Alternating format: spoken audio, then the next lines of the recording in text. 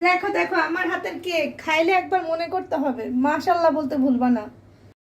সবাইকে কি অবস্থা, সবাই কেমন আছেন? অনেকে সবাই তো জানেন যে আমি অনেক অসুস্থ। তো বাচ্চা কেক খাবে মায়ের হাতে।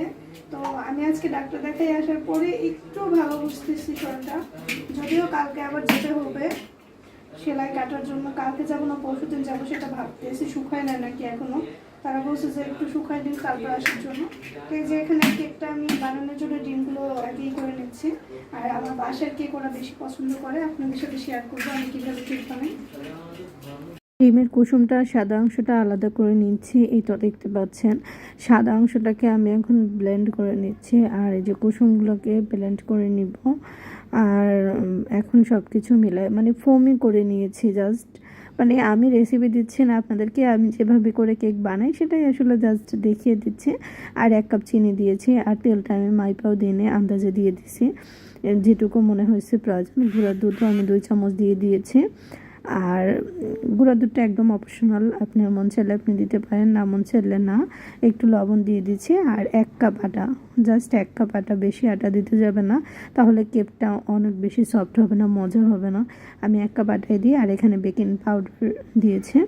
এখন সুন্দর করে আমি এটাকে কি বলে মিলাই নিছি। সব কিছু মিলাই নেওয়ার পরে এখন আমি কেক বসাই দিচ্ছি। এদিকে আমার বাবু অনেক ঝামেলা করতেছে, সে ফুড কালার দিয়ে কেক বানাবে। তো কী করব, ওর জন্য আলাদা পাত্রে দিয়ে দিয়েছি পাশেরটায়, আর আমরা এটা দিয়েছি। এখন ওয়েট করতেছি। তো বেশি খুশি হওয়া লাগবে না, যাও কেক বানাই দিছি তাই অত বেশি খুশি। কত যাবে না ওর বাসা বলে। এই দেখো দেখো কেকটা কেমন হয়েছে দেখো একটু, বিসমিল্লাহ। দেখো কালার, দেখো দেখো আমার হাতের কেক খাইলে একবার মনে করতে হবে মাশাআল্লাহ বলতে ভুলবা না। এই তো দেখেন এই একটা কেক আর এইটা কেক, 2টা কেক বানাইছি। আল্লাহ এটা পুড়ে যাচ্ছে তো।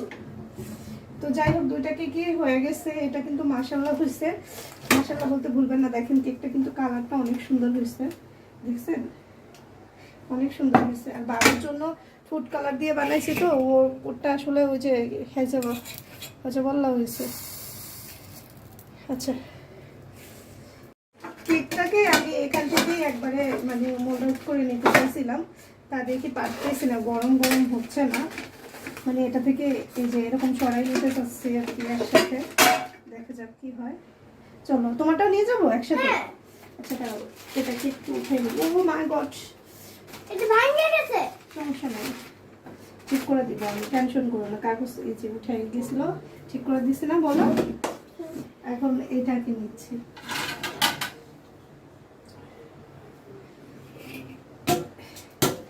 এটা তো পড়তেছে না। গাইস দেখেন কেকটা কতটা নরম সফট হয়েছে। এই যে দেখেন চাপ দিলে কিন্তু গায়ে দল হচ্ছে। এই যে কেকটাকে আমি একটু কেটে দেখাচ্ছি কতটা সফট হয়েছে ভিতরে। দেখেন এই যে দেখছেন ভিতরটা, এই যে কেকটা দেখেন কতটা সফট ভিতরে।